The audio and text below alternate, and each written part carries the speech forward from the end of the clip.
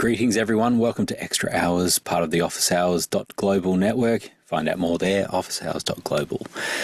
We're excited to be talking about NAB show in Vegas that's happening right now. We've got a couple of our regulars on the panel tonight. So this year, I'm sitting in Adelaide. Last year, I was on site in Vegas.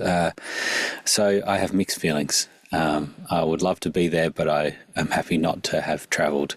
If we have a little look at our panel right there, you can see Courtney Gooden in Hollywood, California. He also has basically sat in that seat all day, just watching the coverage, being able to not have to, like, it was just easy, just eat popcorn and just watch people walk around the show floor and not have to walk at all. It's pretty good. Does that sum it up, Courtney? Except you're wrong. It's not this seat. It was that seat over there, which you can't see. It's my. It was more comfortable. It was more laid back. That's more of the Barca lounger type. Yeah, I was more laid back and on a laptop camera. Nothing. Wasn't staring into lights like this all day long. Right. Up in the Bay Area, you have to know what that means. Is the one and only Chris Fenwick, the only Bay we're talking about. The only Bay. Yep. It's good to have Fenwick here. You dropped in a couple of times. You dropped in a couple of times today, didn't you? There's Bay City, Michigan, hence where the Bay City Rollers come from. There you go. Fenwick, I'll be honest with you. I totally forgot that it was NAB, and then I logged into After Hours because I wanted to check I needed an extra feed because I was, I've been working on prepping for my new show, and I needed another feed. I was like, oh, hey, there's Guy, and oh yeah, NAB is happening. Yeah, I didn't go. I was there last year, but I didn't go this year, and perfectly happy with not going. Oh, excellent. Very excited. It was awesome. It was awesome. I'm glad you're here tonight. Over in Texas, we've got Peter Sargent. Hello, Peter. Did you get to see any today? Yes, I actually sat in. I was doing much like Very Courtney. I was sitting in my lounge chair downstairs, watching it on my iPad, but same concept. And then a few times I came in live through Zoom itself, watching through After Hours. Quite similar, I think, to me is Carl. You slept through most of it, I think. I slept through NAB like a baby. There you go. So you woke up every 2 hours? Is that what you're saying? So well, yeah, but yeah, that's for a different reason, though. We're going to have live reactions, is what's going to happen when we hear about some of these announcements. But to the special guests, special live from Las Vegas. Is Omar. Omar is there. Hello, Omar. Again, you were there last year. I was there last year. Here again. Sure was. Nice work. Nice work. Tupperware. You had a bit of. Did you have a similar setup to last year? Identical setup, same thing. Well, not identical, but the encoder was the same as last year. The camera the same. I used a different set of mics this year, which. Didn't perform quite like I hoped, but yeah. Okay. Well, this is what it was. But the Tupperware was the same. So good. Tupperware is the same. It has not changed in 3 years. So just rattling around in there. So good. Poor man's pelican. Okay. Well, we're going to scrub through a little bit of the day and have a look at some highlights there. But we've also got Guy Cochran, CEO of Office Hours. Hello. Greetings from Las Vegas. Yeah. You were on the Sunday show yesterday in the morning from a meeting room in the hotel. Just right back there. Don't tell CJ, but I think you might have a better setup now than you did there. Really? Well, right. Well, it works. It looks good. Sounds good. We'll see if the Wi-Fi holds. So I'm just on Wi-Fi. Yeah. There we have the Ethernet port. So it's funny because right below this wall right here, when I came in, CJ was tearing apart the wall. He had taken the plate off and he was trying to get back behind, and he had plugged in his router trying to get some internet out of the wall. And he had already tried the TV behind. That didn't work. He tried this data tap that was here that was like meant for a laptop, it didn't work. So he went into the wall. It took out the plate. I was like, dang, you're going for it, brother. He wants to give me good internet. That's classic. Yeah, that's generally my first 10 minutes in any hotel room is trying all of that, connecting in the little router and making it work. So anyway, NAB. With of course, I want to say hello to people playing along at home in the chat, and also that we have a couple of questions as well that'll come through. But I'm sure we'll get a few questions along the way too. So we do have. So just give me timeline, Guy and Omar. You were there. I think the show floor opens at 10. Is that right? Goes till 6 or something. Only just shut. And so you were there all day. And which hall were you in, Guy? Started off, I had a meeting with Black Magic, and that was kind of entertaining. There was some interesting stuff I wish I could share on air, but they're fans, they like us, so they watch the show. So it's interesting to meet with them and know that they enjoyed it as much as everybody else watching. So interesting to go by the booth right beforehand, because I was super curious about how NMOS announces, because I don't know much about 2110. I haven't had a chance to buy this stuff. So I was like, is it like Dante? Is it like you need Dante controller and you got to assign and route and all that? And I was like, how do you rename a source? Like if I want to rename this thing multi-view, where do I do it? And so I got to see that it's like just an admin web page. So it's like 10.1.1.2, and that's your admin page for, say, your hyperdeck, and then you could see all the 2110 settings. So I wound up just taking a bunch of pictures while I was waiting to go into my meeting.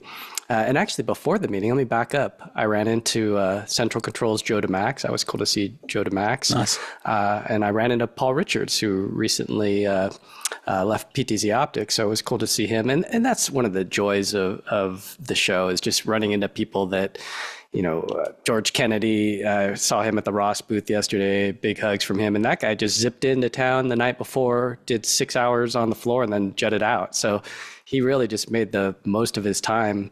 And so we hung out. Taylor and I went to the Ross booth yesterday and got to meet with those guys and take a look at Carbonite Code Solo. And he was like a little kid in a candy store getting trained up on how to do what we do here with the 2 boxes, 3 boxes.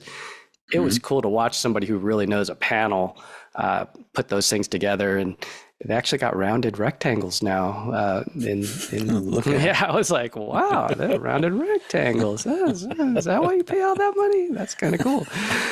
Mind blown. Yeah.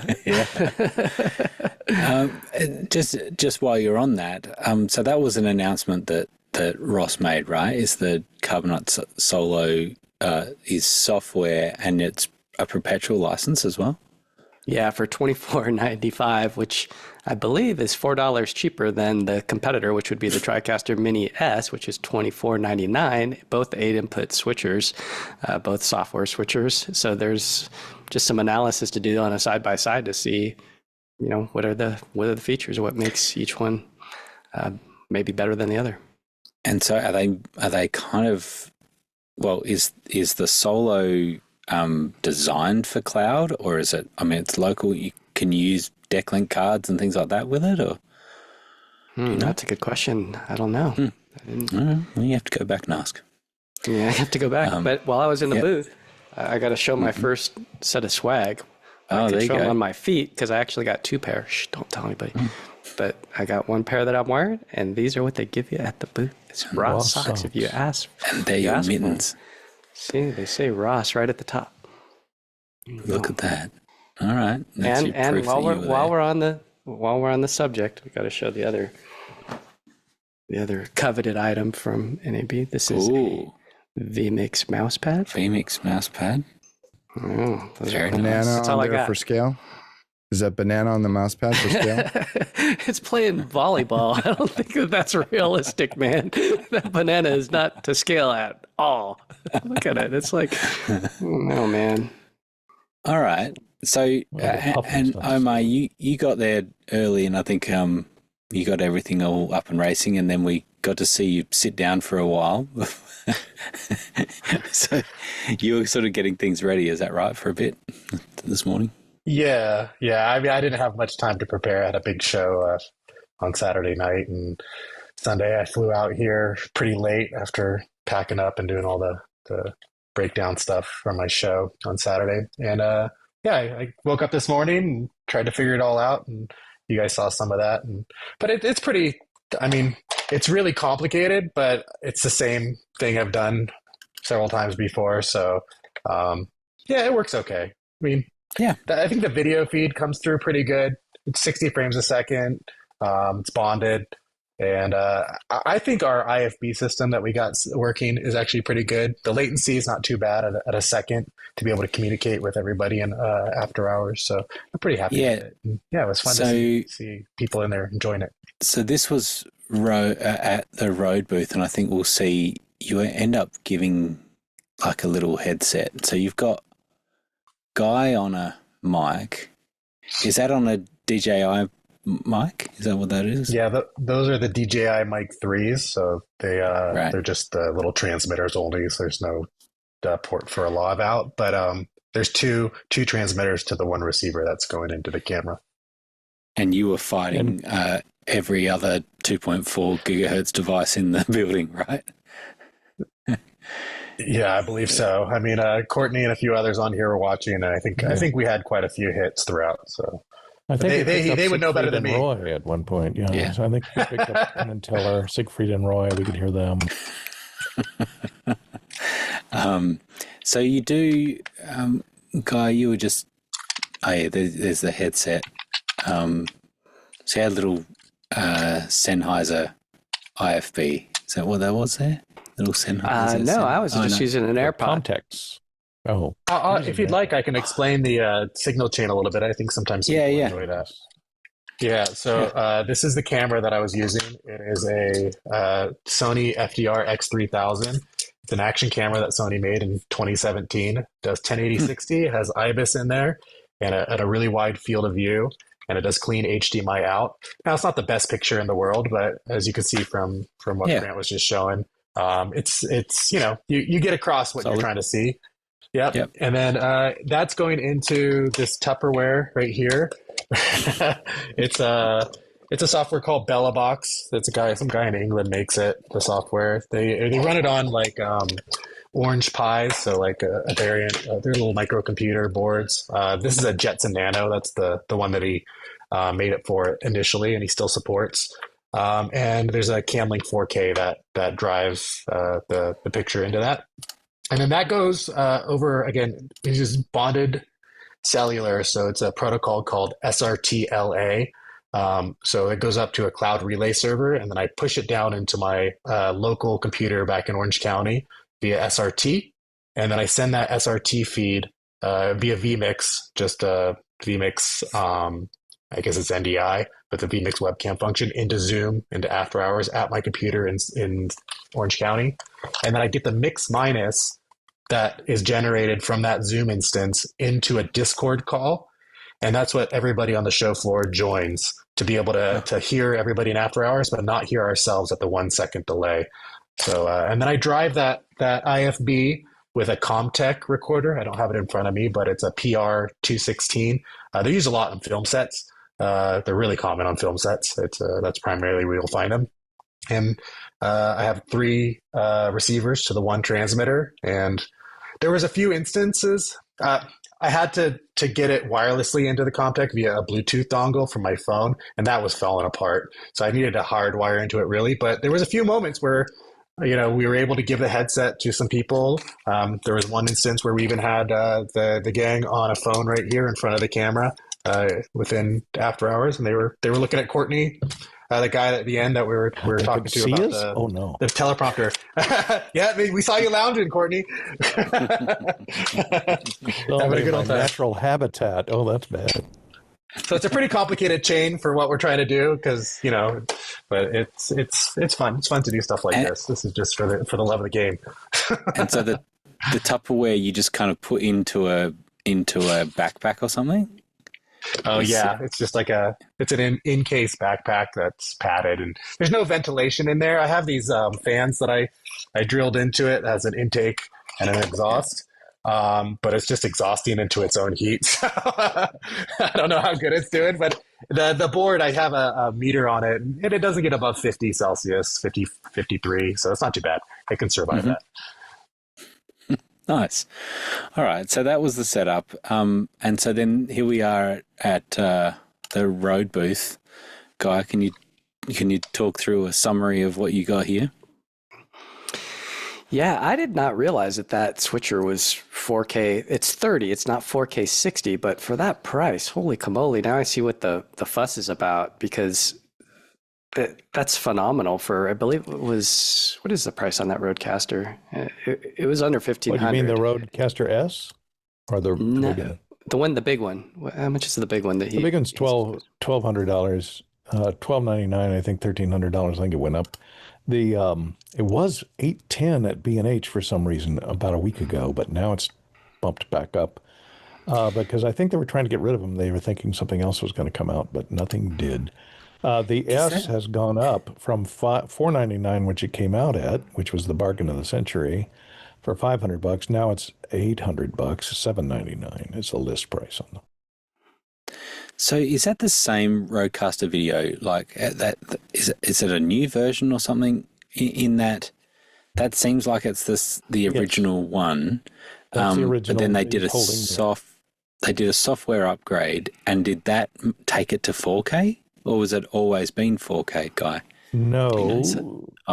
Courtney. Sorry, Guy. You can go ahead, Courtney. You probably know more about it than I do. I grilled the guy on it. That's when the Comtex works so good. Because I was asking all the embarrassing questions.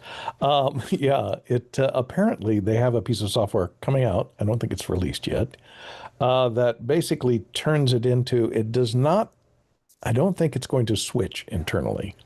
4K, but it turns the 3 inputs on the Video S, the HDMI inputs, or the 4 inputs on the bigger brother, into 4K 30 encoders, like video cards that'll then show up over the Ethernet. I think he said as SDI or over the USB NDI-HX into your NDI-HX, so they're compressed NDI.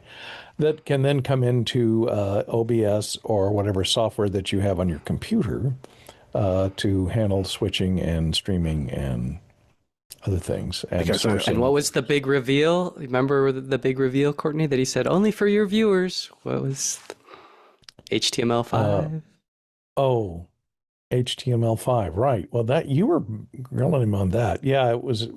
I can't remember an HTML5 interface for it, or was it? Oh, it can, no. It can put it into a web page. Yeah, it can generate an HTML5 web page that it can output over the web and how does it come out as SRT? No. If you have a graphics package like a Flowix or something like that, you can put in that URL and it'll automatically key that over the top. So they hadn't announced that publicly, but we kind of weaseled it out of him. And so he's like, "That's for your viewers only." And we're like, "Ooh, we just got a little tidbit there." So that was overlays cool. in a web page. Yeah. And is that released now? Is that released now, Guy, or not yet? Still to come. They just announced it yesterday morning. Okay. Everyone was under NDA until the show. I didn't sign nothing. Perecki apparently knew about it because he was going to, he tried to mention something, but they didn't until he got it out of him.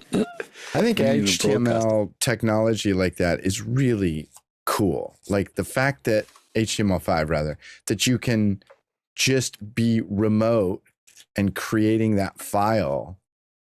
So literally anybody anywhere can be feeding you graphics into your switcher and get a full, keyable alpha thing, not where you're doing like some funky luminance key trying to make something work. It's really cool technology. That is technology that killed Flash. Yes. What was this about? That's their link, the new UHF transmitter link. body pack transmitter in the UHF 410 to 615, 613 neighborhood that is actually built by Electrosonics, apparently, or at least they were Wow. the design engineers on it. Did a lot of the RF work because I think they're more licensed with the FCC to to design and get through the FCC gauntlet faster. And he's pointing to the timecode input, which is interesting on that. That's the receiver. It receives two channels, comes with two transmitters and one receiver. It has a timecode input. It has a back channel. I think he said one megahertz. Was that wrong? Or 1 gigahertz? It's a low frequency back channel that sends data back to the transmitters. And the transmitters, don't tell Glenn Sanders, record on SD cards inside and record. And I asked him, are they recording broadcast wave files? He said, yes, with timecode. And it sends the timecode that you jam, and it has temperature compensated clocks inside, so they're fairly accurate. Once you jam them to your house timecode or your set timecode, they will continue to clock along at time of day. And then each of the local recordings in each of the transmitters will then sync up with whatever timecode you feed. Then that timecode is an input and an output on that little 3.5 millimeter jack there. So you can also feed timecode in to one of the audio channels on a DSLR, let's say, or to a camera into an audio channel, so that if it doesn't accept LTC timecode, it can then record that timecode onto an audio track. So that was very cool. It also has an audio output on the other 3.5 millimeter output. And the other neat thing is it has a USB-C connector on it that not only can power the receiver, but it can also act as can connect to your computer and acts as a USB audio source into your computer, so you can get the audio out of it into a computer or anything that respects USB-C audio as a live stream, as an That's output very stream. cool. I had to remind myself there for a second when we were talking about Rode video stuff, we're talking about switches and stuff, and then I'm like, what are they doing mics? What are they doing mics for? And I'm like, oh, See, they were all bought by Emerson, or what was They're the my big company. holding company that bought them? Yeah, the same company bought Rode, that bought Electrosonics, and several other Friedman. companies. Friedman, Peter yeah. Friedman, the Friedman Group. Friedman Group bought them, and so they're consolidating a lot of their technology. I guess they consolidated the patents as well. So that's why you're seeing this crossover between the different manufacturers. So that's cool. And the price on this for a UHF wireless,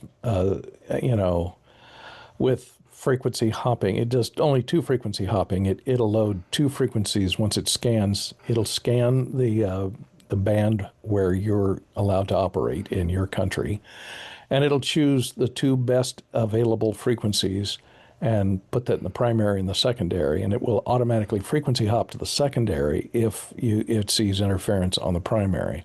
Also, the transmitters are variable output as far as their transmitter power. They judge the reception, and the little back channel that the receiver gives back to the transmitter can then control the transmitter power in real time. The receiver lets the transmitter know how strong the signal is, and if it's strong enough, it'll drop the power on the transmitter, which will increase your battery life. So you can battery life is a question mark, although they do have replaceable batteries in them. They're lithium-ion batteries that are the same ones that are used in Nikon cameras. So you can buy them in the aftermarket for relatively cheap, and you can replace them when they get low, and you can recharge them. They have a little recharging station for them. So a lot of good things, and the best thing is $1,400, $1,499 for 2 transmitters and 1 receiver, stereo receiver. It's pretty good. I have to say, I have one of the competitors to these. I own the Deity Theos system, which is a UHF system, dual transmitter, 1 receiver. It's very comparable in feature set, but these felt a lot nicer in my hand than the Deity Theos. I like the Deity Theos. They've worked pretty well for me. I've had a few issues here and there, but they've been fine. They do come with some nice lavs too. The the W Lav mic from Deity as well. Do they have 32-bit float recording in the trench? 32-bit float recording. Yes, they do. They don't do the recording and the transmitting at the simultaneously. Like, I don't think the Rhodes will either here in the U.S. because of our friends at Didn't Saxcom. mention that. Yeah, yeah, it's because it's a that's big the rest of the world. organization with more lawyers than Glenn Sanders had.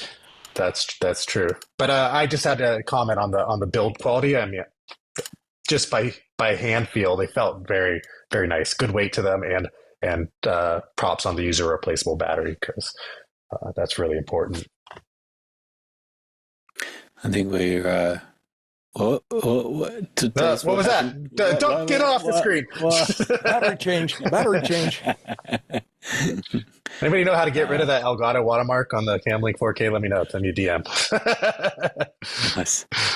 But then you got a little pip going with the return from Zoom.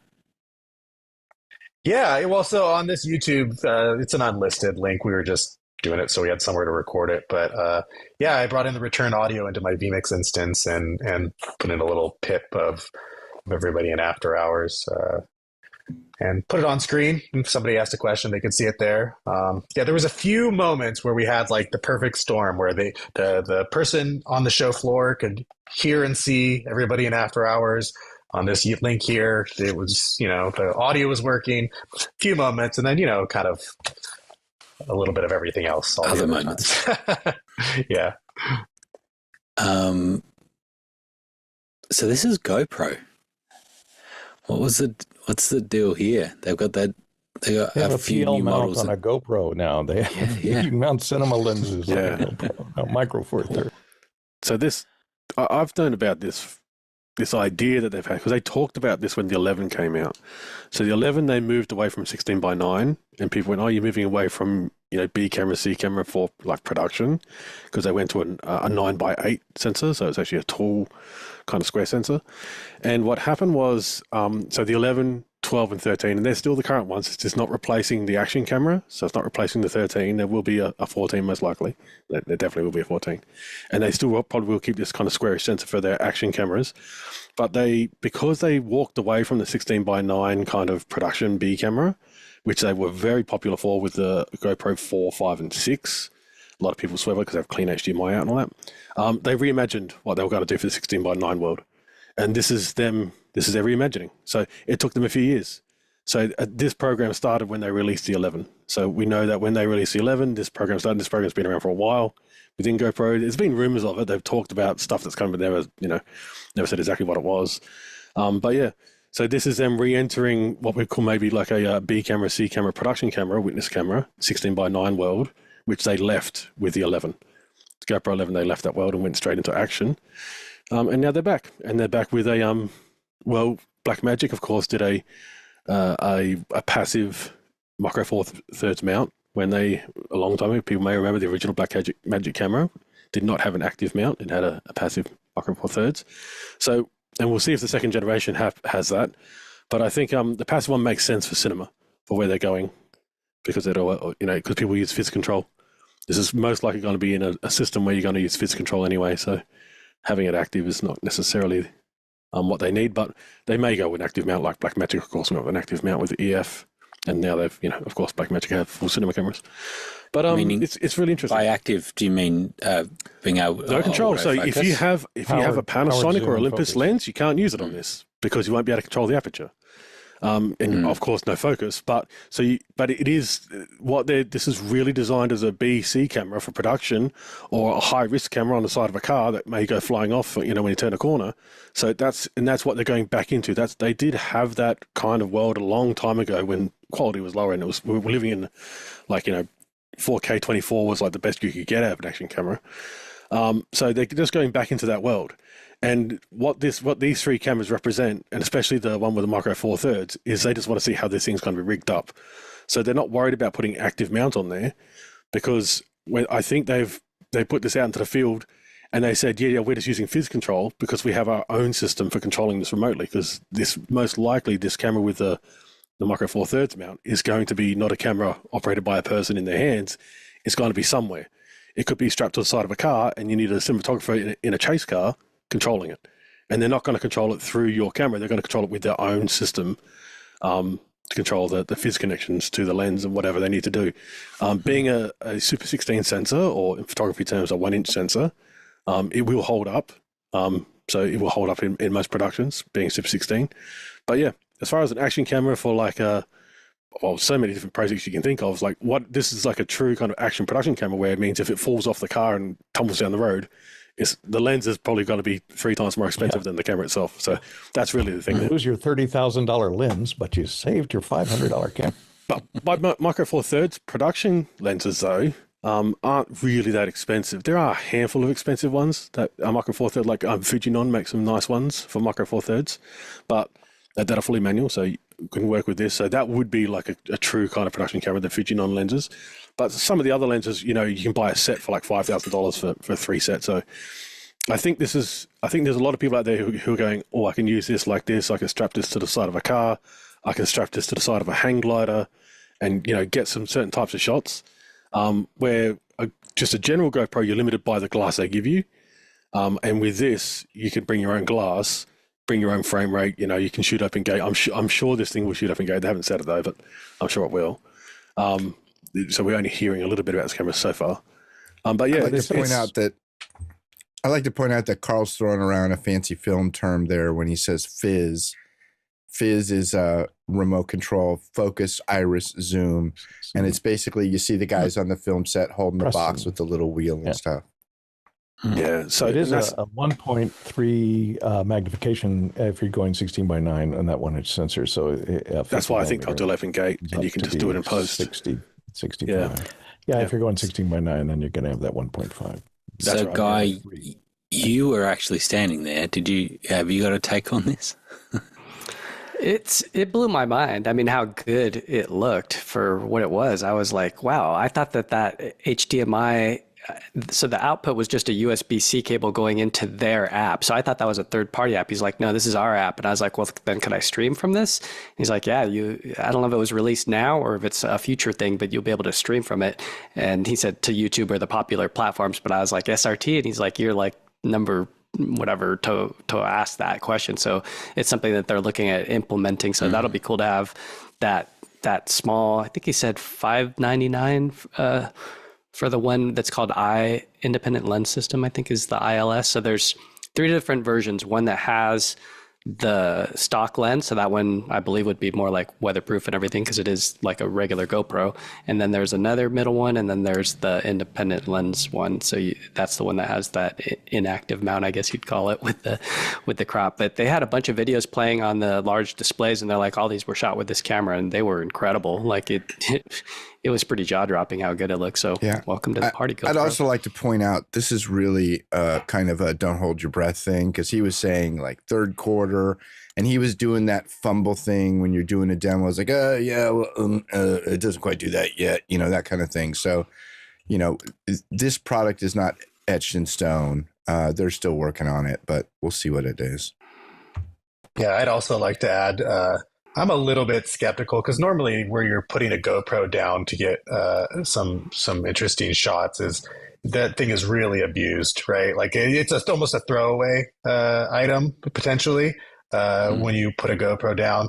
Now you're putting your lens pool on the Micro Four Thirds, if it has to be a fully manual, is fairly small and does go up in price. Not huge, but it's significant. And at that point, if you're starting to invest in that level, I don't know why you wouldn't maybe go to a B1SH or something native Micro Four Thirds, because that GoPro, after all the attachments and stuff, it started to get kind of big. You're looking at like that, right? So I don't know. I just think that like they're trying to go after a market and they're there a little bit, but I don't know.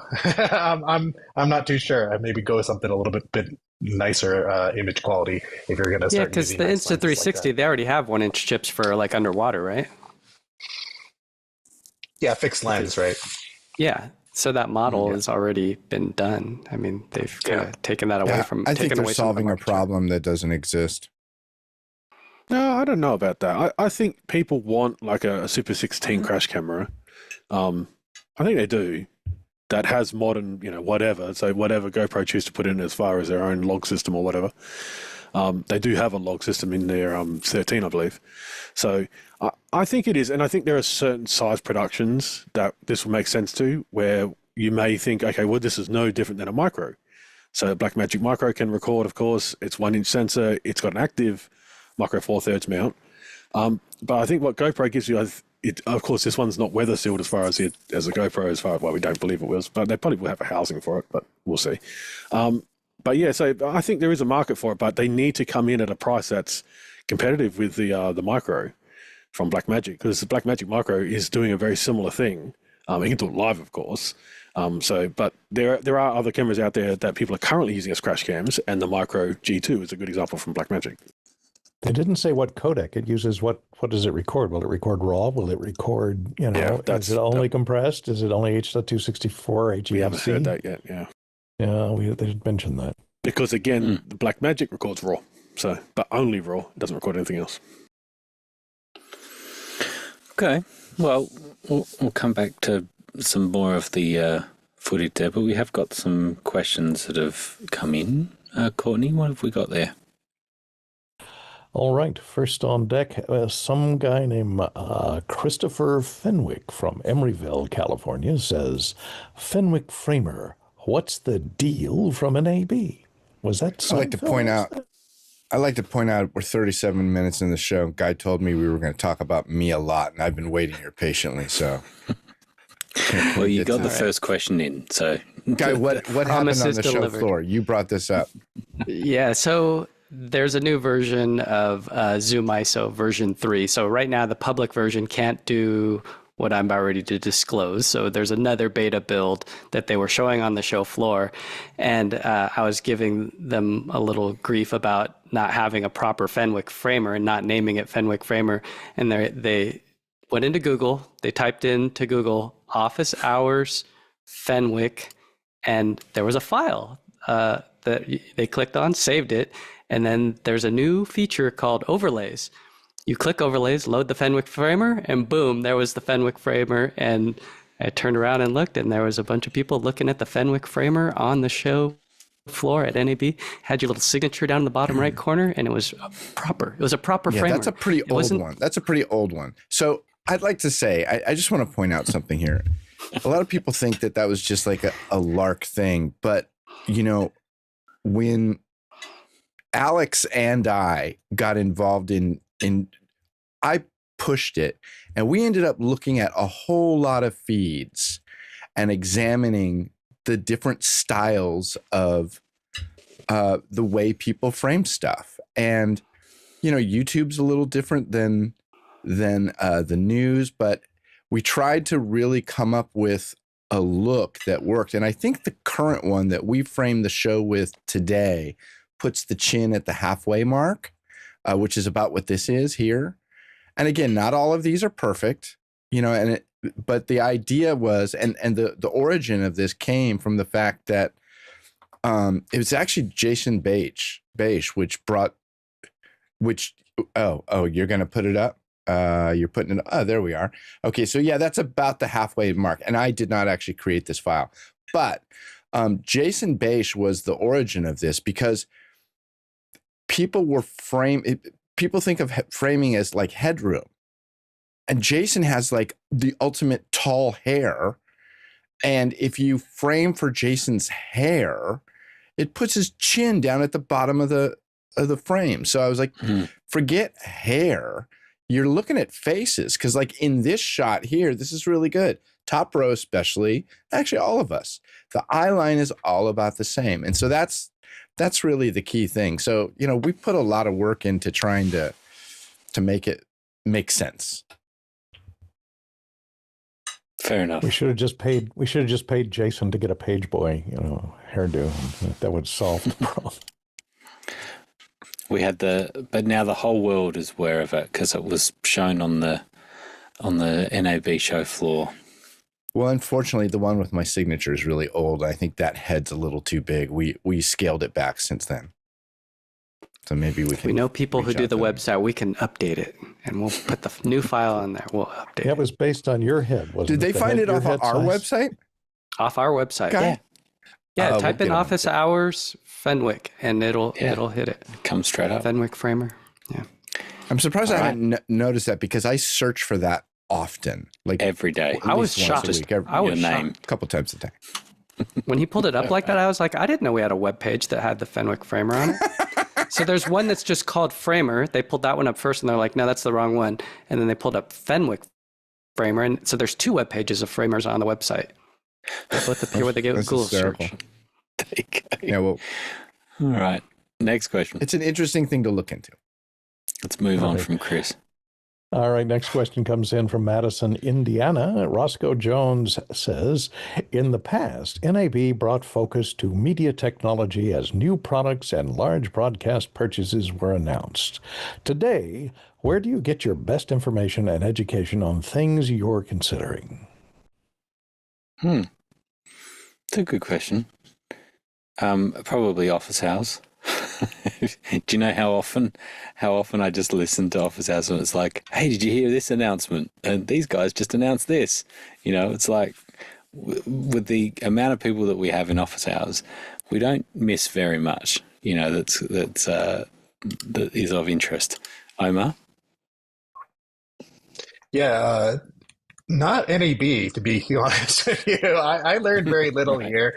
It's I walk around and I see cool things, and I get to touch a few things, which is really helpful sometimes. But as a whole, you don't learn that much here. So anybody that's not here, you're not missing tons of information. The information you get online is actually probably a lot better. So obviously YouTube and things like that. But as you start to like get a little bit deeper into media production, broadcasting, live streaming, stuff like that, the information that you're trying to find gets narrower and it's more sparse. So I find the best information that I get are a few places.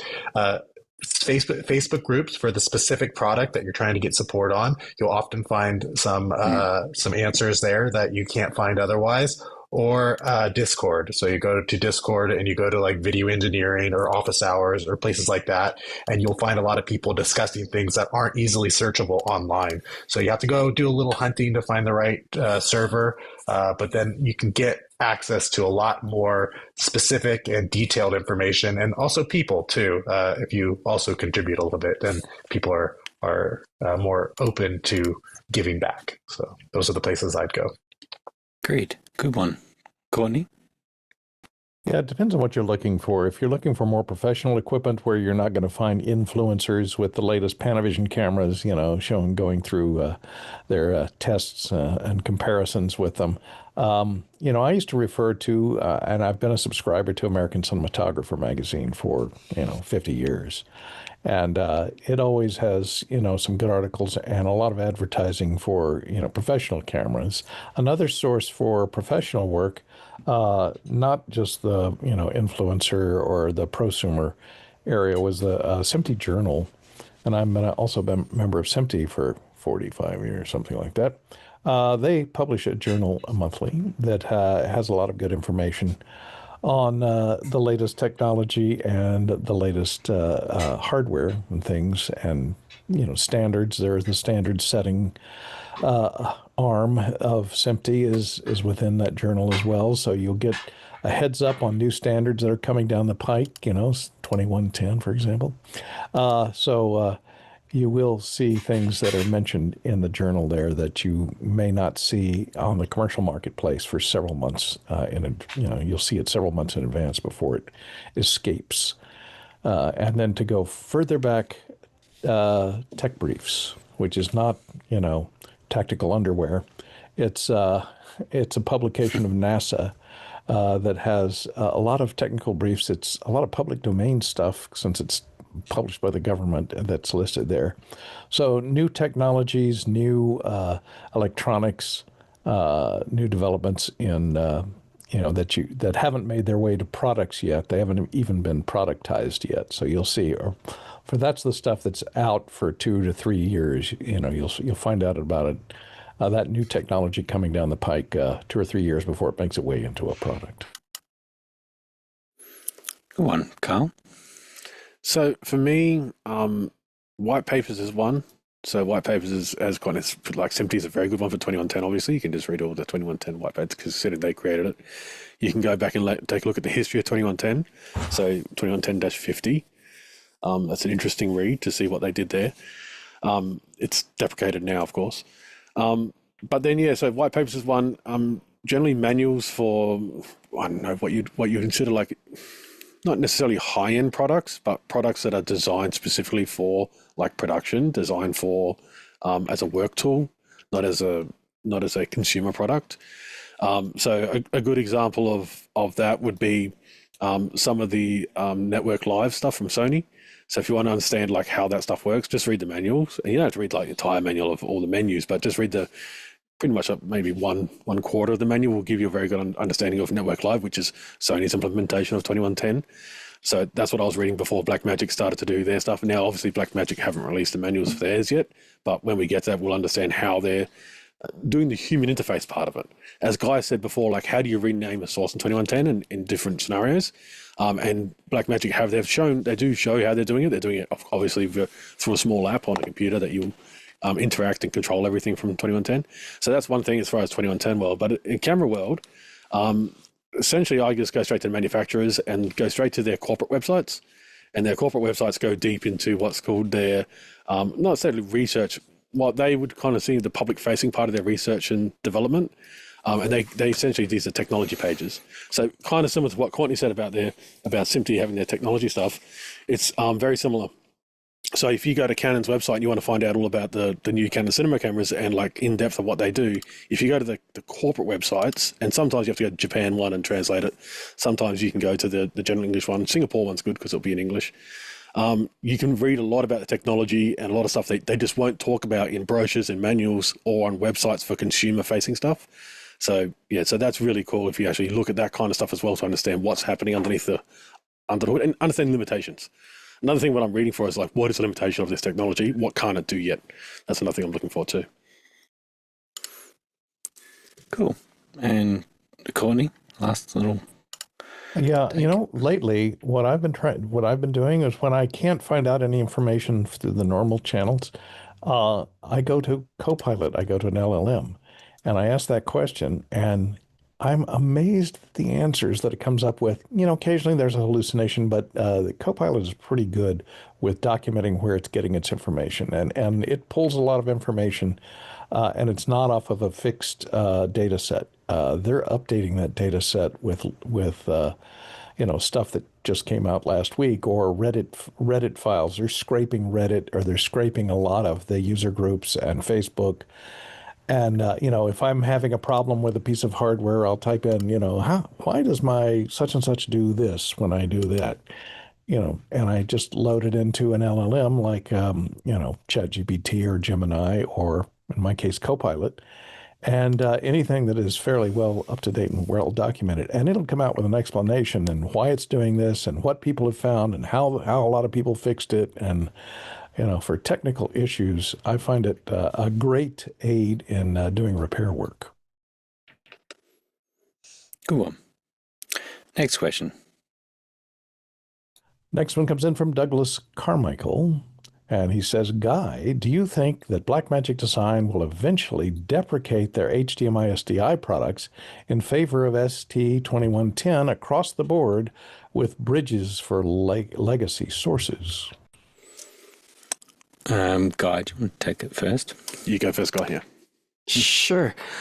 It was really enlightening to sit there and be able to talk to somebody at a trade show that knows their stuff. So these are like the real deal engineer guys. And so I had a lot of questions and they were patient with me. I talked to two different guys, one yesterday in the Blackmagic booth on the show floor. So seeing things like this new Decklink card, so they had an immersive camera hooked up with the IP100 card, and you see this big they call it a QSFP, and that's the 100 gigabit connection over fiber. It was just a DAC cable that went in, and they had it into a Sonnet box, into a Mac Studio, so they're pulling live immersive in. And as I went back today and looked at the device that you're talking about that takes 8 HDSDIs and converts them into 2110, yeah, the writing's on the wall. I mean, because as I glanced over and I looked at the camera, and it had a QSFP hole in the back, a port where you plug this thing in. I'm like, yeah, it's not too far away. So what I was trying to get them to do was build some education materials, because there's over 1 million ATEMs out there. And I'm like, people like me need to know the answers to these questions of what's my upgrade path, because how do I take baby steps? Because we go to ballrooms and we have to run all this cable out, and then we're going from a Netgear switch to a Netgear switch with fiber, and then we're fanning it back out so we could bring our cameras in that way. So SDI converting to fiber with these little Blackmagic or AJA boxes. We have just packs of those things. So eventually, yeah, I see it all just coming down. These QSFP modules and HDSDI will be a thing of the past for broadcast. So 2110 is the future. Carl? So 2110 is definitely the future for distributed video and audio. So the Olympics, Formula One, they live off 2110 right now, so that's how they're doing. If you're in a one studio kind of production facility, then and your studio is less than a hectare, so it's less than 100 meters by 100 meters, means you can run copper, not a problem. You can run SDI. SDI has a massive benefit. SDI equipment has a big benefit over 2110 if you're if you need to be smaller and more agile. 2110 is not so agile as you think. So what I've done is, when this question was asked, I thought, okay, I'll make a little graphic, let's bring up. So I'll bring up the graphic and I'll explain it to you, Douglas, why it may not be the best thing as far as people think. So here we have, up the top, we have the 32 input ST2110 switcher that's been announced by Blackmagic. And so let's say we have 32 channels going in, and what we have here beneath it is we have the actual switch. Now this is confusing. I'll call it a network switch, and we'll call it a vision switch. So the vision switch has 32 inputs and less than 32 outputs. I think it's like 28 outputs, I believe. But it has 32 inputs for video inputs, not a problem. And so what you've got here is you'll need to use 4 of the 100 gig connectors from your network switch into the video switch to get those 32 channels in. Okay, that's not a problem. Now, what you need to do is you'll need to get, obviously, your video signals into the network switch. So you can do that via cameras. So we know there's a 100 gig camera. So that means if you hook up the 100 gig camera to the network switch, you can only get 4 cameras in. So that's not 32. So you're going, okay, well then there's another way.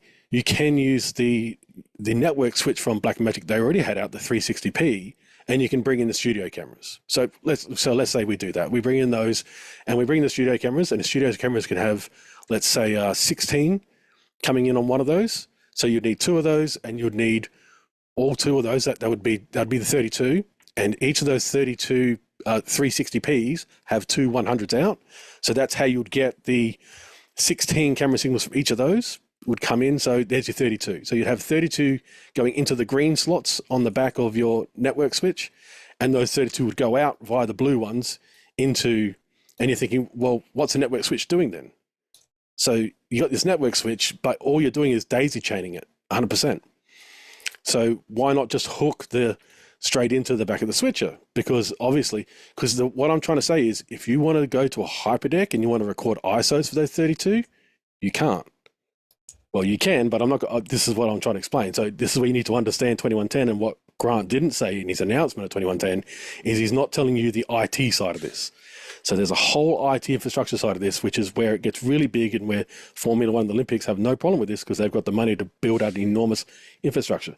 So what I mean, you think, well, hang on, why don't I so Blackmagic announced a SDI to 100 gig converter, which they did. So if we go down that road, so we can add that. Let's say we add the 100 gig. So we go in, we add the 100 gig in there. So there we go. So we've added our 100 gig. So now on the back of your ATEM, which is at the top, and then it's all 100% connected to, SDIs, 32 SDIs in, 32 SDIs out. Why not just buy an ATEM with SDIs? So all you've done is you've just bought equipment, because there's this router. The network switch in the middle can't talk to anything else. All of its ports are fully used up to get these 32 cameras in and get them to the ATEM. So what you need, so this is what this is called, is in network terms, this is called the distribution layer of the network. And what they're not showing you is you need another switch above this called an aggregation switch. This aggregation switch what it has is 400 gig inputs. So these 400 gig inputs go into 4 100s. So you take half of these, so every one of these switches would be half. So essentially you can build it out, but you'll need to use a network topology that is what we know as distribution, aggregation, and core. And that's how 2110, and they're not showing you aggregation and core because Blackmagic don't make that. They don't make a 400 gig switch yet. They've got this one. This is pretty impressive, to be honest, but they don't make that yet. So you need to look at this carefully, and you can say, okay, if you follow the 100 gig lines, which are all the colored lines, they're all the 100 gig connections with fiber, they all end in SDI. So you haven't actually got anything coming in that's fiber or that's, network. Everything's still SDI. So this is one way to incorporate 2110 into your system, but you may as well just buy an SDI switcher because it's all SDI in, SDI out anyway. And the other big issue here is 2110 is bidirectional. So if you stop and think about this, if you have an SDI switch, we'll come back to me. So if we have an SDI switch, the input doesn't have to go back to the output. So what I mean is that if you hook up a camera to an SDI switch, the output for channel 1, so you hook up a camera to channel 1 of the SDI switch, channel 1 output doesn't have to go back to the camera. It does in SC2110 because it's bidirectional. You can't send something back the other direction. It's bidirectional back to where it came from. So essentially what I'm trying to say is, let's say you have a 40 by 40, a 40 input ATEM. You can have 40 inputs coming from room A, and the 40 outputs, the 30, let's say it's 32, whatever it is, 26 outputs. 26 outputs can go to room C, and the switches in room B. You can't do that with 2110. If your inputs are all coming from room A, so if your 32 channels are coming from room A, all the outputs must go back to room A. Because their fiber is, these 2110 or the 100 gig fiber is bidirectional. You can't split it. You can't have the output go to a different location than the input. And so this is another big thing you need to remember, that while it's an amazing distribution, which is great for Olympics and everything like that, it's not really good for a studio because you can't have the outputs going to a different location than the inputs. All the outputs from a switcher must go back to the exact same location they came from to start with. So your input and output are always the same location. So if all your cameras are in room B and you have recorders in room C, there's no way in 2110 to get those recorders to get the links to room C, because the fiber, the 100 gig fiber, is bidirectional, and the input and the output are the same location. So if you have 32 cameras going in, the output. What about multicast, Carl? What about multicast? Okay, so with multicast, so how are you going to get multicast out of the switch? I'll go back to the switch. No, so, hang on. All right, here's the switch. So all the switch is used up. Hang on, Carl. The switch. So where are you going multicast? I think we would need to do a lab on this. Just count if you count. So I'm just trying to say that SDI is going to stay around because the output of an SDI system can go to a different place than its input. All I'm saying is with what I'm showing is if you have 32 cameras going into a switcher, every single output from that switcher must go back to every single camera. Full stop. It can't go anywhere else. And this is you have to understand the topology of 2110. And when I hear people say 2110 will take over SDI, it can't, because 2110 is a different topology. It's great for distributed routing. It's great. It's actually fantastic for a lot of things. But what it's not good is in a small studio where you want your outputs to go to a different location than your inputs. And this is like, if you take a look here, I've got 32 cameras going in green. I'm choosing to show the craziness is if you're using SDI inputs and outputs, you may as well just use an SDI switch, because you've just got equipment in the middle that's doing nothing, literally, than just converting SDI to 2110. You may as well just buy an SDI, ATEM. So all I'm showing here is that you can't multicast out of this switch. This switch is full. There's nowhere else for it to go. There's no other port. All 8 ports are used up. You can't go anywhere else. All I'm trying to get to is it's a different kind of technology, and don't confuse it with SDI. SDI is here to stay because its output can go to a different place than its input. You can't do that with 2110. You can multicast, but then you'll need to go up to an aggregate switcher, which is, okay, now you're spending more money to do something that an ATEM with an SDI can do already. So don't upgrade for the sake of upgrading. That's all I'm saying. Okay. That's not all you were saying. You were saying a lot. Saying quite a bit more, Carl. Quite a Said bit a lot more. more than that. It's cool, Carl. I love your deep dives. What we are getting is some serious opposition in the chat. And so I'm interested. We need to get John Wallace on, and Mickey need to come on, and we can have a little round table and we can go back and forth. And Well, the opposition, I'm just saying with the one switch. So the equipment I was showing with, there's nowhere else for it to go. If you've got all your ports, you've got 8 ports that are filled up, there's no 9th port to do multicasting from. There's no 9th port to go to a hyperdeck. Because if you've got the one switch, I'm just telling you, you've got one switch, you're trying to replace SDI in your current studio, you're not going to buy a core, an aggregate, and a distribution system unless you already have that installed, which is like we're talking large television studios. So if you're in SDI world, unless you're a large television studio, it doesn't make sense. So that's fair enough. I mean, but that's like saying, you can't have one SDI input and go out to multiple outputs without having a matrix switch. It's like, okay, well, you can with an ATEM. Because the ATEM, you can have as many outputs going. This is the thing, the ATEM as it stands right now, you can have 8 cameras, 12 cameras coming into a big ATEM, and you can have 24 outputs going to different locations, and they can be whatever they want because the ATEM is in itself a very expensive router. So SDI is extremely flexible if you don't need large distribution, like Formula One, like the Olympics, like large television studios. The point is that by adding standard IP networking infrastructure, you can generate a whole bunch more flexibility. I think that's you can, but you need to spend a lot more money. Like we're talking, automate you 10 times the amount of money to get to do the same job as you can do now with an SDI stuff in a small studio. You'd have to be quite large in size, and this is why I think some people, when that. All right. Okay. I'll move on. Let's move on. Move on. Guy, I'm just interested. Can you tie this up a little bit?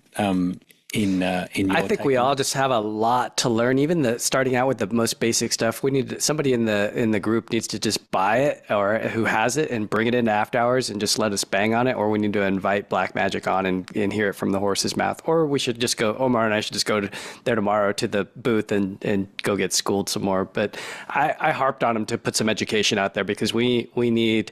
The simple, here's what I have now. I have an ATEM and I have an SDI workflow. How do I go to the next baby step to 2110 so I can plan my budget for the next 18 months, 24 months, so that I know the path and what cabling I want to buy. And here's the kind of how many sources and destinations I have, because we just need to get educated as to why to do it. Like, is it 4K 60? Is it because of slow-mo? So there's big benefits when you start seeing what they're showing in Grant's demo with the instant replay of 400 frames a second, because that requires a lot of bandwidth. So there's some great things that are happening in the future with this ability to have this high bandwidth video. What sort of display do they have at the mega booth that they have there? How were they sort of showing off 2110?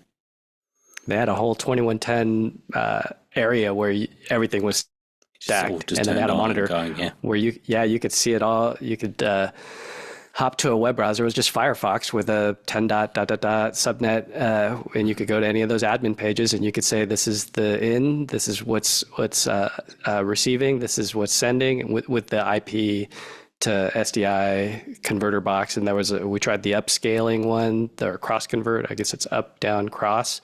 So they had them all, like all the HyperDeck 100, IP 100. So it's cool to see. So I wish Carr was there to just go knock on the door and say, "Hey, let me." I understand what they're for. They're for large. They're for much larger stuff than most of us have. Network kind of stuff. Was saying for like less than 20 that this was the way to go because Blackmagic has made it super simple. Because when I started bringing up how do you interop with other vendors, and he's like, yeah, that becomes a little bit more complicated, and that's where you will start to go back and watch your SMPTE video. Because that's what I was saying is, like, I watched this video that my friend Mickey put up in the chat of where to learn about 2110. And it's very propeller head stuff, and it was very complicated when I watched that video 2 years ago And so Blackmagic's trying to make it super simple with the whole, we'll handle multicast for you, we'll handle an MDNS. If you have less than 20 sources, it's all just in their world. It's very self-contained, very easy. They make it almost idiot-proof. But there are the settings in there. If you want to go to manual, you can enter in your MDNS information. If you know what you're doing, you can enter in your NMOS server.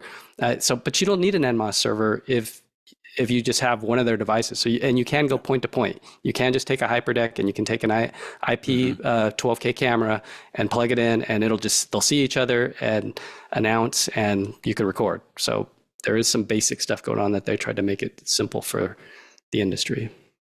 That's good to know. Courtney? And in answer to Douglas's question is, and maybe Guy can hammer 3 on him hours tomorrow. later.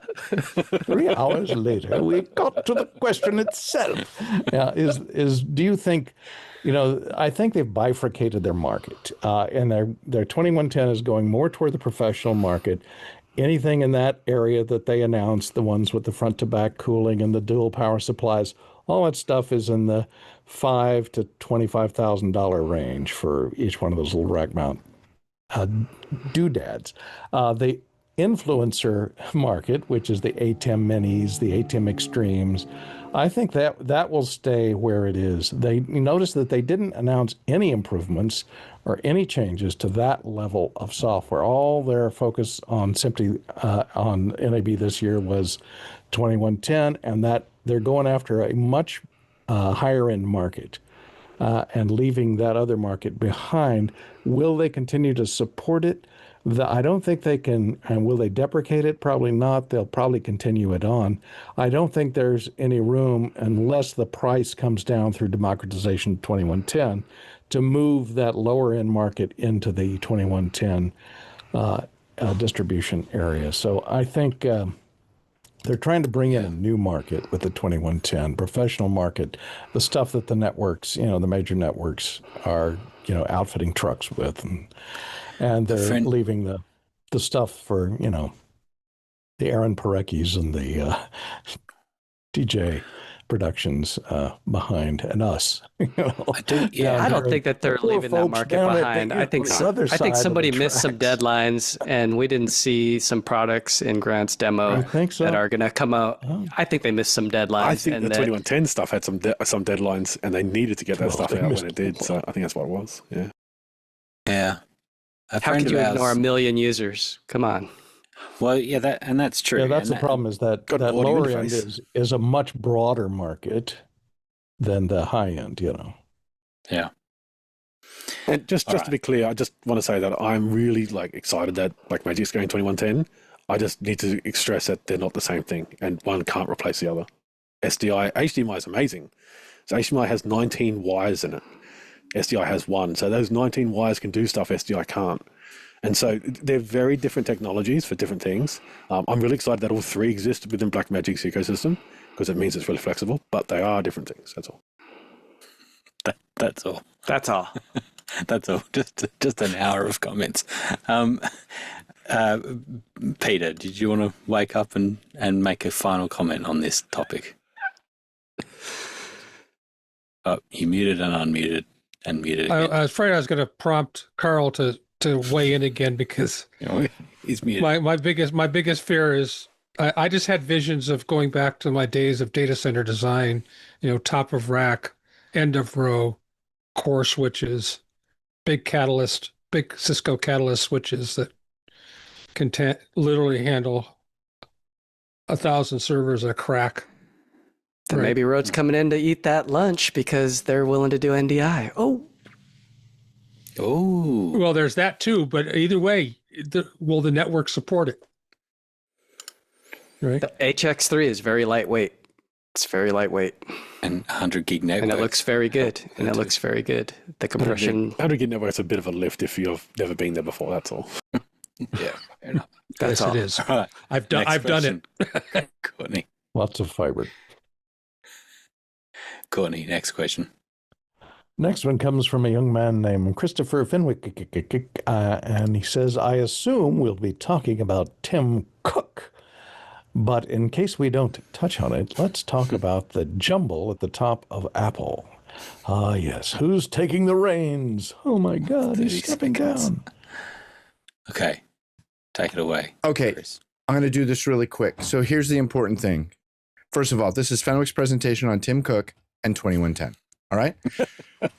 What people need to know. So Cook joined Apple in 98. He became the CEO in 11, and in 26, he's now become an Apple fellow. And they're handing the reins over to a guy named John Turnus. Now, if you don't know John Turnus, he's often known as the smallest man at Apple. He's a very tiny little man. Sometimes he gets closer to the screen, but his job has been senior vice president of hardware engineering. Now, this guy, Johnny, who knows how to pronounce that, he's going to take over Turnus's job. But the whole point about the Turnus thing is he's an engineer. And Tim Cook when he brought in, he was like the guy who was out trying to buy aluminum in bulk and keeping factories open. And he was a supply chain guy, right? And you know what? He made Apple $1 trillion company. Cool. But Apple has been eating its tail. Like it's not been good the last couple of years. And I think it's super exciting to see an engineer take control. I think we might be in store for some really good stuff. That's what I hope. And I'm done. And I'm going to just bypass all the 2110 comments I wanted to make.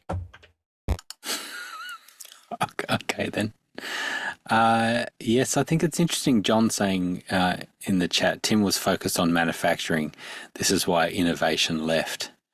So that will be fascinating to watch. But also, Tim is just moving into like the managing director, type of the board, right? And so he's still around.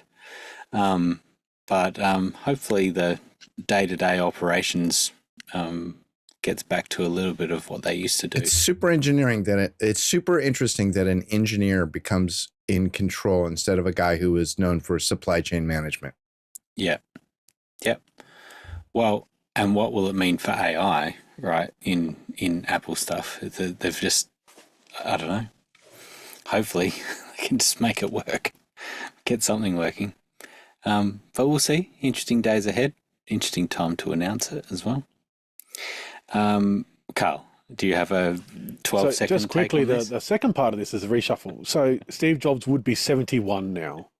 And the people he brought in with him in the late 90s, early 2000s were maybe 5 years younger than him. So they would all be in their 65s. That's why there's a reshuffle, because they've all got humongous shares of Apple and they're all ready to retiring and buy a boat. Steve Jobs had a boat. He never really got to enjoy it before he passed away, but he had a nice boat with IMAX at the Talk about that for a while. Let's talk about anyhow. I'm just saying that. So essentially, all the senior executives that were under Steve during the iPad, iPhone, and going back to the iPod, because the current CEO, the CEO coming in, he was there for the iPod. That's when he started. Apparently, that was one of the things he worked on when he first started at Apple. Anyway, so just saying that they're aging out. They're all getting to that age. Like Eddie Q's in his 60s now. If Scott Forstall was still around, he'd be getting close to 60. He'd be in his late 50s now. And he was very young. He was one of the more young ones that came through. And just remember that the current... So with John being the CEO, you remember who trained him. It was Bob Mansfield. So if you know anything about Apple and you know anything about Bob Mansfield, then Apple should be in good hands, because he was trained by someone who had very good hands at Apple, by Bob Mansfield. So there should be no problem there. Nice one. You never cease to amaze me how much you know. And you, Carl, I think what happens is you interrupt yourself is what happens. So they want to buy a boat. Steve had a boat. Steve had a boat, but he never got to use it. There it is. Chris is showing it now on the screen for people looking. So there you go. There's a boat. All accounts, his boat was ugly. Is ugly. It's not a good looking still boat. is ugly. It didn't have rounded corners. That's true. Johnny Ive did not design it. He probably did. All right. Next question. Next one comes from Nicholas McKinney in Johnson City. I guess that's Texas. Anything new from the guys at Boinx Mimo Live? So, Guy, they're doing the creator studio is doing a bunch of live live streams and things, and Mimo's running that, right? Yes, there's a package with 3 BirdDog X5 cameras that are covering the Creator Lab at NAB, and that's what's being recorded. And Mimo Live is cutting, recording, and we put the kibosh on streaming because unfortunately our bandwidth dropped down to a whopping 1.2 megabit during when everybody else in the Creator Lab decided to go live at the same time. So we got buried at 10 a.m. when we went live, and so we're just doing VODs instead. So I guess there was a great session on Artemis today that John was raving about. So you guys should watch that one. As far as new things, I know that they're doing some stuff with SRT, so I'm excited about that because Aaron Parecki did an awesome stream on Sunday. He started, and I was here in this room with CJ, and I'm like, man, look at how good this looks. I'll have to ask him how it looks and or what he's using. And so later on, we met him. He came here to this hotel, and I was like, what did you use? And he said it's Mobly. It's an app, an SRT app, and he did 720p from an iPhone, and he sent it back to a Magewell SRT receiver decoder, converted that to NDI, and then brought it, or SDI, and brought it into an ATEM. So that's how he was doing his trade show coverage. And he went for 2 hours, and he said there wasn't a hiccup, and it looked amazing. Well, he said there was a couple little hiccups, but nothing bad. But he had developed a cool companion script that if the video dropped, it would kick over to a holding slide. So he had unmanned, he had nobody helping him. But yeah, it's pretty cool to hear how SRT was used at below 2 megabits. So it's HEVC via this lightweight app. So I can't wait to see that happening in Mimo Live. I guess it's in the beta build that just got released. So as far as any other things, I'm not running the latest beta build, so maybe somebody else in chat could say what's going on. But it's cool to watch Gabe, the gentleman from one of the community access TV stations that John knows, cutting, and they're just using an iPad. It's pretty neat to watch how they set it all up. And they're also showing the NDI in a box, which there's more information online about that. It's just basically an M4250 Netgear switch in a real small carry SKB case, and you're able to bring those 3 BirdDog cameras in and power them over one cable and then control them. And I don't remember if Ronnie's controlling them. I don't recall what Ronnie's role was in the production, but cool to see people screen sharing a cutting app like we do with vMix, but doing it on the Mac and cutting a show remotely and picking. Well, we're doing it right now with this show. This show is done with Mimo Live. It's funny that I'm here in Las Vegas, but back at my house, I'm getting sent back to my house and then sent out to YouTube via Mimo Live. It's good to know that power and internet's still working at your house. Yeah, so working. You guys are all in my house and I'm not even there. Omar? Yeah, the app that he was using is called Moblin, Moblin. And it does have the ability to do SRT LA, similar to what we were doing in the Bella Box as well, via Wi-Fi and your cellular connection. I think if you have a couple eSIMs, you might be able to use both at the same time. A lot of IRL streamers on Twitch and Kick and other places, they use Moblin from their phone, walk around with little Osmos and the stuff like that. Very cool. Next question, Courtney. Comes in from somewhere in Arizona. Justin James says Companion 4.3 was released. Anyone played with it yet? And what are you excited about in the new release? Yeah, I haven't. And you boys haven't been to the BitFocus booth yet? No. All right. We'll see. You're streaming tomorrow again? Is that the plan, Omar and Guy? You going to walk around and do the same deal?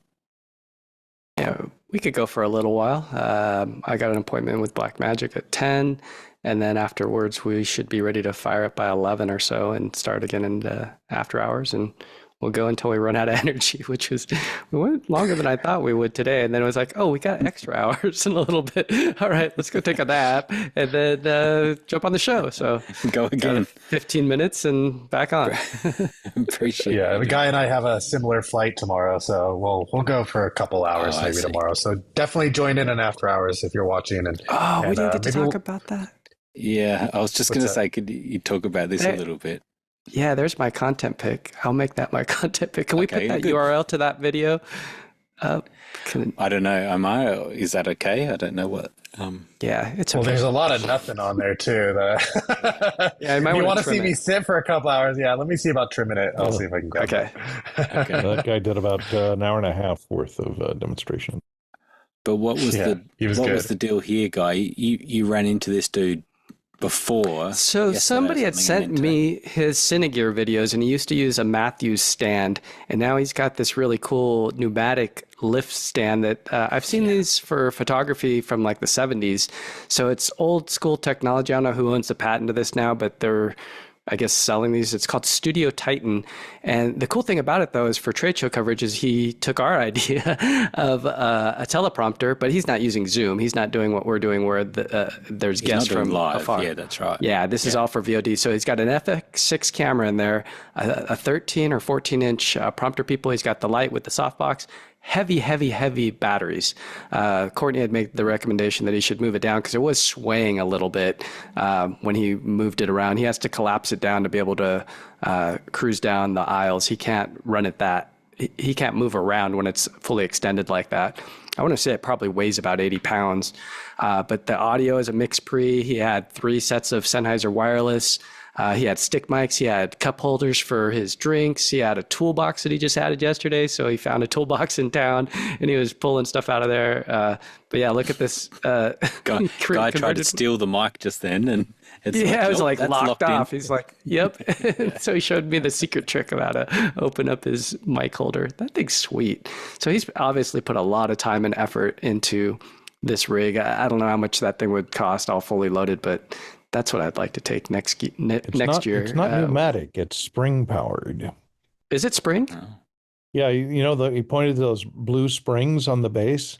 That's what you adjust the tension on the pantograph with. So they're pressing against those springs, and so you adjust the tension on those springs on the 3 legs, and that's what gives you your counterbalance to the weight that is mounted on top. So you have to adjust the tension on the springs so that it supports how much weight you have on the top. So it's all spring counterbalanced. And so there's no pneumatics involved. I don't see any pneumatics in there, at least. It's a pantograph. And it seemed like he had mentioned something about having them add a second one of those handle releases to move it slower. So there's like one for fine moves and then one for a faster move. But you can see on the back, he's also got a zoom controller. So with that FX6, he was in that kit lens, he's able to zoom and hit record. And I believe he said control iris with that as well. Iris or Yeah, that was autofocus. very slick, kind of a three Yeah, little it's knobs on the panhandle. Nice there. rig, Controls, especially zoom with the iris iPad and everything, being able to control whatever app or see comments or whatever. It's very cool. It's very cool. Omar, I didn't see enough Tupperware in his setup. It's like, definitely I not. only use Tupperware. I only use. That's right. I only use Tupperware once a year at NAB. This is when it busted out because it fits in my backpack. I have a LiveView Solo Pro sitting right there, but you know what? I still grab my Tupperware. And one thing before we go, I know we're running out of time here, but I wanted to give a shout out to Jack Cannon because he had a very, very good rig. He let me borrow a Ethernet patch cable and a screwdriver early on and a USB-C cable. So go check out his channel. He gets Happy Jack Media. He did a bunch of live hits from his FX6 PepLink setup, and it looks very, very good. And he didn't have nearly the audio issues with his DJI mics, so I don't know what's going on with mine. But we worked it out though. You covered up the logo. That was your problem. Oh right, yeah. I got to take the tape off. That's the main antenna. They know. They know I don't want to advertise. Maybe it was the tape that was blocking the RF. That's Exactly. what we reckon. You don't all like right. advertising? Full logo hits. We're going to do very quick. There's some extra advertising. Very quick content recommendations, and then we'll get out of here. Courtney, what have you got? All right, our friend Dallas Taylor once again just posted one on where the NBA hides their microphones, and this guy is one of the guys that mixes for the NBA, and he goes around on court and shows you where all the little microphones are hidden and the types of microphones and how they're connected to his mix panel. So it's very interesting. Dallas Taylor, he has a great audio-oriented YouTube channel, so take a look at that. And he was Very not nice. the drummer for the Crosby, Stills and Nash? Yeah, no, wasn't him. Okay. Carl, have you got a quick one? Yeah, so mine is a YouTube channel. It's called Isaac Arthur.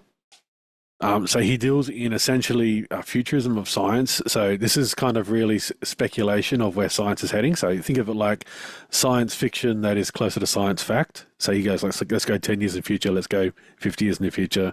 Let's talk about stuff in the past. Let's talk about what people thought the year 2000 would look like back in the 1900s. But completely non-AI. So he's been going for a long time, long before AI was around. He has a very deep catalog and a lot of subjects. But if you're into futurism and like if you're into science fiction and you want to see like science fiction that's actually come true, for instance, over the last 100 years, he has a lot of videos and that kind of stuff too. Good one. That it's science fact. It's no longer science fiction, is it? Okay, Guy, you got. Oh, this was your content. That was like Studio Titan. Very good. Peter, you got anything? Yeah, I would recommend for those of you who are interested in this kind of stuff, go and subscribe to the IEEE SIGGRAPH publications. You don't have to join IEEE to get them, but it helps. It's interesting to see where graphics is going. But I mean, you've got to be into the math. Let's put it this way: you have to be into the math to understand it at this point. Okay, good one. Omar, have you got anything? Little content pick? Yeah, I'm gonna same thing I just said. Go watch Happy Jack's coverage because Good one. he did a good job, and that's where I'd go. Happy Jack Media on YouTube, I think, is what it is. Well done. We must have bored Fenwick as he just disappeared. The Tlaloc Traversal is 9,000 miles, 15,000 kilometres, 74 million bananas for scale. Interesting. Sounds low to me. Probably because we were talking for so long about 2110. I want to thank you. I want to thank the back end crew, Robert, Alan, and Peter, for hanging around and staying longer than we thought we were going to. And special thanks to Omar and Guy for walking around all day and then jumping on here and hanging out with us. Very much appreciate it, and we look forward to whatever else you can get through tomorrow before you leave. And thanks to the rest of the panel that made it happen. Tomorrow there's Courtney is starring again. It's the week of Courtney. Tomorrow night on the Tuesday Focus. What's that? You're going to spend all day in the chair again watching NAB coverage. You'll see. So tomorrow at 6 o'clock Pacific is Right on Cue, the Courtney Gooden story. I don't know how they're going to try to fit that in an hour. It probably needs to be a series. Yeah. Yeah, that's right, exactly. You can just spend an hour talking about Raw. Thank you so much, and we'll see you again next week, everyone. Bye-bye. Good day. Lions.